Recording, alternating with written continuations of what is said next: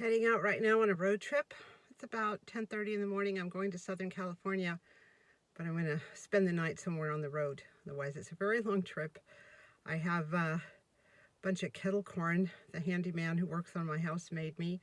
He has a one of those theater size popcorn makers, so I have theater amounts of kettle corn. So I'm set for a great deal of the ride down there. I'm just going to go get some gas and then head down the mountain. I've packed quite a bit. I sometimes fly, I sometimes drive.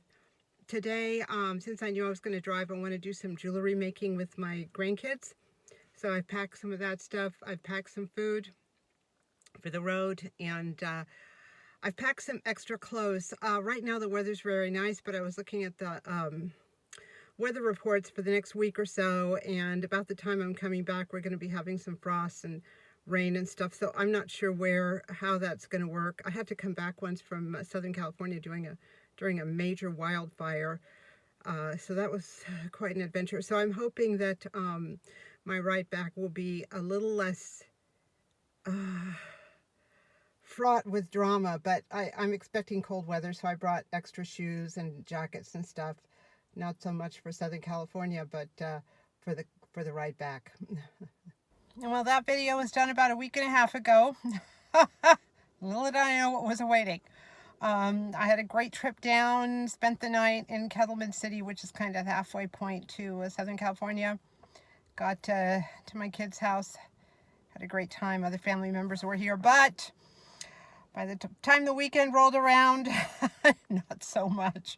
The mountain pass on Highway 5, which is the main artery through California, north and south, south and north, has been closed multiple times due to excessive snowfall, and this, that, and the other. Has been excessive snowfall and rain and all sorts of stuff everywhere. I have a clear window right now of a couple of days. I'm going to attempt to get home. And up home is not much better. The mountain road, depends what happens the night before, but for a couple of days, the whole county was closed. Absolutely closed. There was no way in, no way out, no way in, no way out of your own homes, let alone out of the county. I got a couple of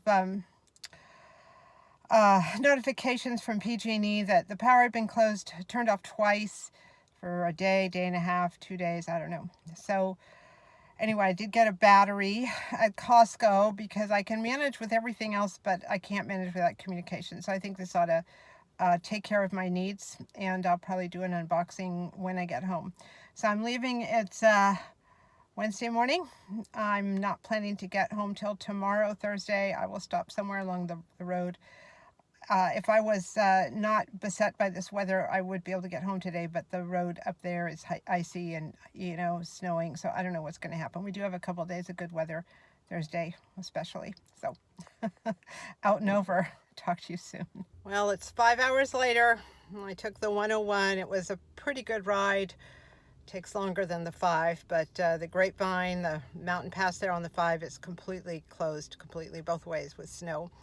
So the 101 was good. It's a very pretty drive, especially this time of year.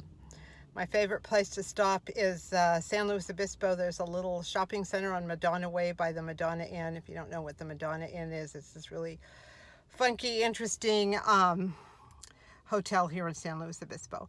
I don't like to deviate too much from where I stop each time I drive down because it's a long enough drive without inventing the wheel. But this place has a Starbucks, and I got a mocha here, and so I feel kind of renewed and rejuvenated. I'm going to spend the night in Santa Rosa tonight because I just can't drive up the mountain at this point. It might be icy, who knows. In the middle of the day tomorrow, I will head back up. So here goes for the next part of my my trip. After I left San Luis Obispo yesterday afternoon, I drove 5.5 more hours, just pedal to the metal, and made it to my target destination around 9:30 at night. I was so tired. I'm staying at a friend's house. I brought my stuff in. I had a little bit of dinner and just crashed.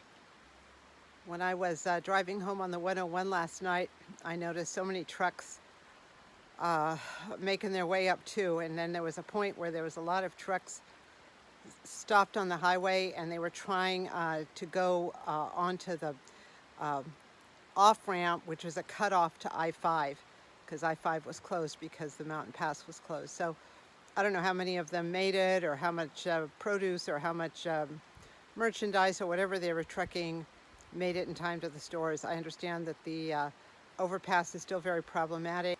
High winds, and trucks are not advised to cross there. So this is a supply problem. You know, we talk about pantries, we talk about empty shelves. So sometimes things happen that are out of everyone's control, like the weather. Trucks, there was no way the trucks could pass, and it happened the day before, so I'm sure at some point there's going to be some grocery delays.